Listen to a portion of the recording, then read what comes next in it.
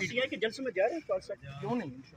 हाँ जी, डॉक्टर आरिफ अलवी साहब जो हैं उनके साथ ज़रा बात हुई थी, वो आ गए थे, तो उनके साथ ज़रा गपशप थी कि क्या हो रहा है, क्या चल रहा है, और पाकिस्तान के अमूमी हालात के ऊपर बातचीत हुई है, जो ज़ाहिर है कि बड़ी फ़िक्रमंद हैं हम। अगर आप देखिए कि इस वक्त जो हालात हैं, माइनस इमरान खान और माइनस पीटीआई करने के ऊपर जो 2 साल से ज़ोर लगाया गया है, उसके नतीजे में पीटीआई भी माइनस नहीं हो रही, इमरान खान तो और तगड़े हो गए हैं।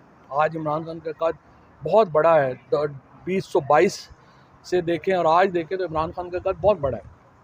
अब इस वक्त अगर इससे ज़्यादा कोरिजन अप्लाई की जाती है तो ख़तरा ये है कि हम जो पंजाब है वो शिद्दत पसंदों के हवाले कर देंगे अगर माइनस करेंगे पीटीआई, और खैबर पख्तूनख्वा और बलूचिस्तान नेशनलिस्ट अल्ट्रा नेशनलिस्ट जो हैं उनके हवाले हो जाएगा।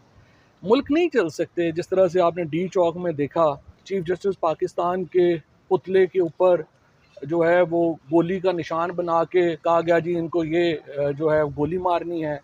आप कह रहे हैं कि जी ये इसके ऊपर इतनी बाउंड्री लगा दें सर के ऊपर। अगर चीफ जस्टिस पाकिस्तान के का ये हाल है मुल्क में, तो मुझे आप बताएं बाकी कोई आम शहरी जो है वो क्या सोचेगा, क्या समझेगा? ये जो रवैये हैं इसके ऊपर बहुत तशवीश है, और शिद्दत पसंदी में जो इजाफ़ा हुआ है उसके ऊपर बहुत तशवीश है, और पीटीआई को माइनस करने की एफ़र्ट्स की वजह से पाकिस्तान में शिद्दत पसंदी जो है उसको एक नया सियासी क़ुव्वत मिल रही है। इस पे हर पाकिस्तानी को फ़िक्र होनी चाहिए, और मेरी नज़र में अब भी पाकिस्तान के पास एक ही हल है कि हम सारे मिल के बैठें, एक कौमी हुकूमत की तश्कील होनी चाहिए। कौमी हुकूमत में इमरान खान, आसिफ जरदारी और नवाज़ शरीफ वज़ीर आज़म का कैंडिडेट जो है वो नॉमिनेट करें। जो नई आइनी जो इलेक्शन कमीशन है उसको एक तो तरतीब दे, असर नो तश्कील करे इलेक्शन कमीशन की। उसके बाद जो आइनी तरामीम चाहिए, ख़ुसूसन ये कि पॉलिटिकल प्रोसिक्यूशन ना हो, अपने सियासी मुखालफों के ख़िलाफ़ जाली मुकदमे ना हो, उसके लिए एक प्रोसिक्यूटर जनरल का ऑफिस बनाया जाए जो इंडिपेंडेंट हो, जो किसी के मातहत ना हो, और उसके बाद नए इंतखाबात की तरफ बढ़ा जाए जिसके नतायज जो हैं वो सारे कबूल करें। इसके अलावा पाकिस्तान के पास कोई और हल नहीं है, कौमी हुकूमत ही वो वाहिद तरीका है, और एक कूलिंग ऑफ पीरियड चाहिए होगा जिसके नतीजे में सियासी जमातों के दरमियान ताल्लुकात कार को बेहतर कर होना ज़रूरी है, एक मफाहमती अमल होना ज़रूरी है, इस्टेब्लिशमेंट की तरफ एक मफाहमती अमल ज़रूरी है, इस्टेब्लिशमेंट का सियासी जमातों की तरफ एक मफाहमती अमल होना ज़रूरी है। ये वो वाहिद तरीका है जिससे पाकिस्तान को हम स्टेबलाइज़ कर सकते हैं। IMF में आपको पता है कि अगस्त में हमारा पैसा रिलीज़ होना था, वो पैसा रिलीज़ नहीं हुआ, सितंबर में चला गया है। कौमी हुकूमत बनेगी, वो IMF के भी सारे जो शराइत हैं उसको साइन ऑफ कर लेगी, और पाकिस्तान को एक मईशत की स्टेबिलिटी जो है वो मिलेगी। अच्छा सर, फाजिल साहब ये बताइएगा कि आप पीटीआई में एक सियासी किलर के तौर पे एक स्ट्रॉन्ग जो है रहनुमा के तौर पे अपनी सफरात अंजाम दे चुके हैं। ये बताइएगा कि नून लीग की तरफ से मौक़िफ़ अपनाया जा रहा है कि एक जो है चेयरमैन साहब जो है गिरफ्तार हो चुके हैं और डिप्टी चेयरमैन जो अडियाला में इस वक्त कैद हैं, तो आप इस बयान को किस तरह से देखते हैं? देखिए, गिरफ्तारियों से क्या फ़र्क पड़ता है? गिरफ्तारियों से इमरान खान को आज गिरफ्तार हैं, साल हो गया है, इमरान खान की सियासत को क्या फ़र्क पड़ा? नून लीग में या पीपल्स पार्टी ने तो देखना ये है, वो इस वक्त वो पार्टियां जिंदा सियासी लाशें बन चुकी हैं जो इमरान खान के ख़िलाफ़ सियासत कर रही थी। पीपल्स पार्टी और नून लीग तो वो सियासी लाशें हैं जिनको उठा के इस्टेब्लिशमेंट कभी इधर फिर रही है, कभी उधर फिर रही है। इसका तो उन्हें टका फ़ायदा नहीं हो रहा। नून लीग की और पीपल्स पार्टी की अपनी सियासत तबाह हो गई है इमरान खान को तबाह करने के चक्कर में। पाकिस्तान को नॉर्मलाइज करें तो भी इन सियासी जमातों को भी फ़ायदा है। पाकिस्तान का नॉर्मल होना इंपॉर्टेंट है, पाकिस्तान की आवाम के लिए। सर ये बताएं कि पीटीआई चेयरमैन साहब के पूरी आवाम का काम नहीं हो रहा, और चेयरमैन के साथ पूरी मशीनरी लागू, मशीनरी काम कर रही, पूरी मशीनरी काम कर रही है। नून लीग की तरफ से मौक़िफ़ था कि पीटीआई को जो चलाने वाले हैं वो फैज़ हमीद थे, क्या वाकई में फैज़ हमीद? वो पहले कह रहे थे पाशा साहब चला रहे थे, फिर ज़हीरुल इस्लाम साहब चला रहे थे, फिर फैज़ साहब चला रहे थे। पीटीआई तो चली जा रही है, बल्कि दौड़ी जा रही है। पूरी मशीनरी काम कर रही है, पूरी मशीनरी काम कर रही है।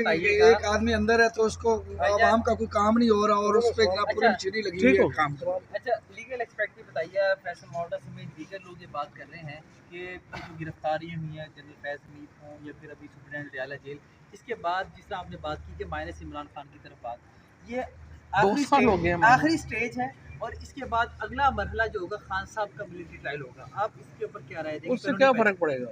ये जो भी जज हैं ये क्या आज़ाद हैं बेचारे?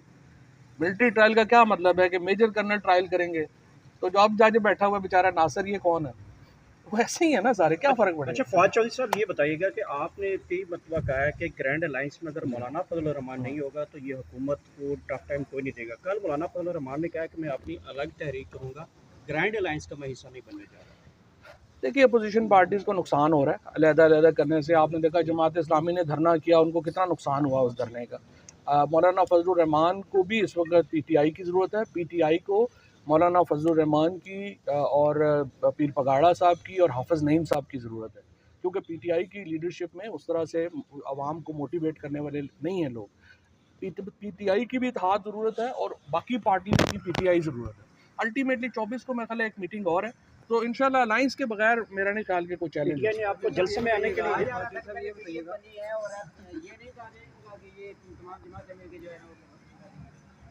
इत्तेहाद तो ज़रूरी है ना, इत्तेहाद के बगैर कैसे आगे चलें। Thank you. पीटीआई ने दावत दी है आपको जलसे में आने इस के लिए। हवाले से तो गुफ्तगू होती है। एक सवाल ये कि कराची में एक वाक़या पेश आया जिसमें एक सरमायादार है, उसकी बेटी ने कुचल दिया। इस हवाले से भी कोई मौक़िफ़ अपनाएंगे? आम शहरी को तो इंसाफ नहीं मिल वो रहा। इससे पहले बलूचिस्तान में हुआ था जहाँ कांस्टेबल ने गाड़ी रोकी थी और वो कांस्टेबल पे चढ़ा गए थे, तो उसको जितना इंसाफ मिला है कराची में भी उतना इंसाफ मिलना है। ये तो पाकिस्तान में प्रॉब्लम है ना, आप बच के निकल जाते हैं इस तरह से। पीटीआई के जलसे में जा रहे हैं फवाद साहब? क्यों नहीं, इंशाल्लाह। हाँ जी। ये बताइएगा कि आपने कई मरतबा कहा है कि ग्रैंड अलायंस में अगर मौलाना फजल रहमान नहीं होगा तो ये हुकूमत को टफ टाइम कोई नहीं देगा। कल मौलाना फजल रहमान ने कहा कि मैं अपनी अलग तहरीक करूँगा, ग्रैंड अलायंस का मैं हिस्सा नहीं बनने जा रहा। देखिए अपोजिशन पार्टीज़ को नुकसान हो रहा है अलग-अलग करने से। आपने देखा जमात इस्लामी ने धरना किया, उनको कितना नुकसान हुआ उस धरने का। मौलाना फजलुर रहमान को भी इस वक्त पीटीआई की ज़रूरत है। पीटीआई को मौलाना फजलुर रहमान की और पीर पगाड़ा साहब की और हाफिज़ नईम साहब की ज़रूरत है, क्योंकि पीटीआई की लीडरशिप में उस तरह से आवाम को मोटिवेट करने वाले नहीं हैं लोग। पीटीआई की भी इत्तेहाद ज़रूरत है और बाकी पार्टीज़ की पीटीआई ज़रूरत है।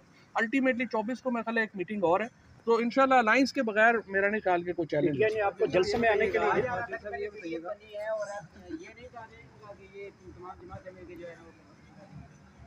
इत्तेहाद तो ज़रूरी है ना, इत्तेहाद के बगैर कैसे आगे चलें। Thank you. पीटीआई ने दावत दी है आपको जलसे में आने इस के लिए। हवाले से तो गुफ्तगू होती है। एक सवाल ये कि कराची में एक वाक़या पेश आया जिसमें एक सरमायादार है, उसकी बेटी ने कुचल दिया। इस हवाले से भी कोई मौक़िफ़ अपनाएंगे? आम शहरी को तो इंसाफ नहीं मिल वो रहा। इससे पहले बलूचिस्तान में हुआ था जहाँ कांस्टेबल ने गाड़ी रोकी थी और वो कांस्टेबल पे चढ़ा गए थे, तो उसको जितना इंसाफ मिला है कराची में भी उतना इंसाफ मिलना है। ये तो पाकिस्तान में प्रॉब्लम है ना, आप बच के निकल जाते हैं इस तरह से। पीटीआई के जलसे में जा रहे हैं फवाद साहब? क्यों नहीं, इंशाल्लाह। हाँ जी, क्या हाल है?